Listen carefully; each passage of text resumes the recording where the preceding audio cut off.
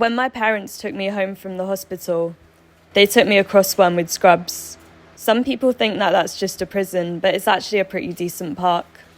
I opened my eyes and I looked up at the sky and immediately started screaming and crying. I love the market days with my mum in Portobello. There would be so many things to see. Every item had so much history behind it. I'm the new Ladbroke Grove generation, raised on overpriced brunch, L-bangs and elf bars.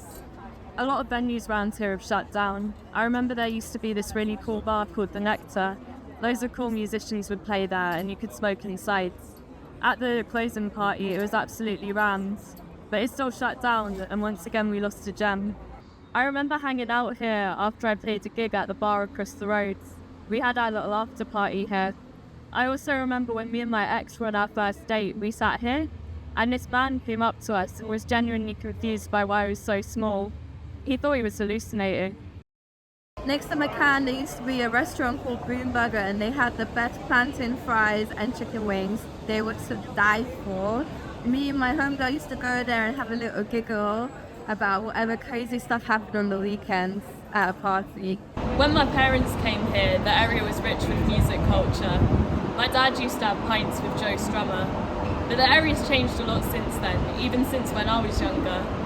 This used to be a place you could rent DVDs. Whenever I'd go to Woolworths, when no one was looking, I would steal some pick and mix. My friends will tell me they do the same. My dad came down here from Scotland because he wanted to hear dub blasting from massive speakers.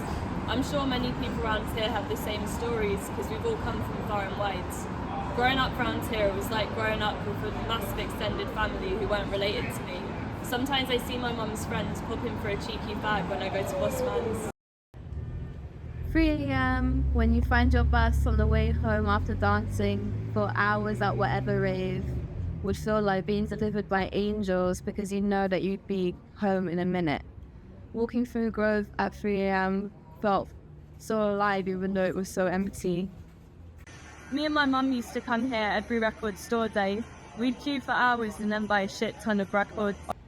Sometimes me and my friends would be struggling to find somewhere that we could smoke our zoot in peace, obviously avoiding adults. We'd always go in whenever our friends would suggest meanwhile gardens because to us it'd be a last resort. You'd never be able to smoke in peace here because you'd always find yourself in the middle of crazy encounters.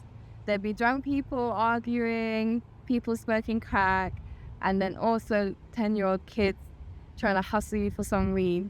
It was always a lot of chaos whenever we were here. I used to go to this school and they blew all their budget on Joma and candles, but we'd have to reuse workbooks and all the art supplies were broken. We were banned from McDonald's and legend has it that it's because someone ran in there, smashed open the glass donut case and stole about 20 pounds of donuts one afternoon in 2003. Anyway, the school kicked me out in year 9. And when kids are out of school all day, there's not much to do other than drugs.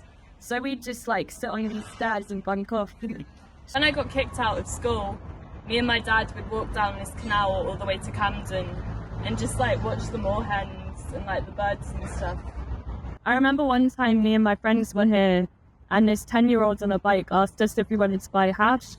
And I just said, isn't your year 6 disco soon? So I remember at carnivals when I was little, this bowl would just become a playground for the kids with a sound system next to it. And I'd just be not even skating, just dashing around the bowl. The lights of fire trucks flashing blue in the evenings was common growing up. They were usually there to put out a fire happening in Grenfell. Sometimes it would be daytime. Me and my neighbours were children watching the firemen spray water through their windows from the block ledge. I love my community, but with love comes grief, and we've seen far too much of it.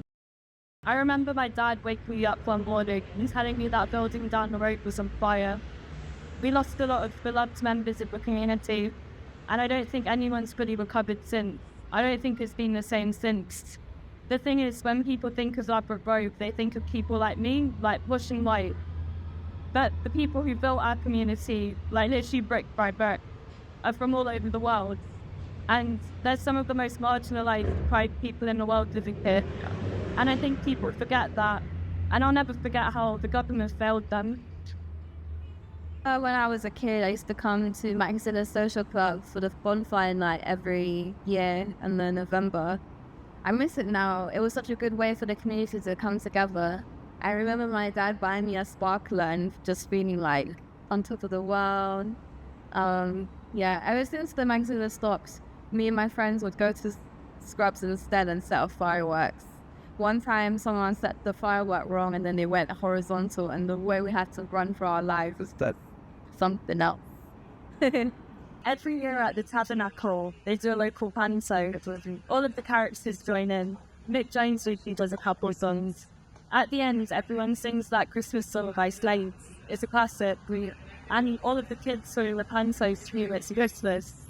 Legend has it that Lily Allen was one of those kids.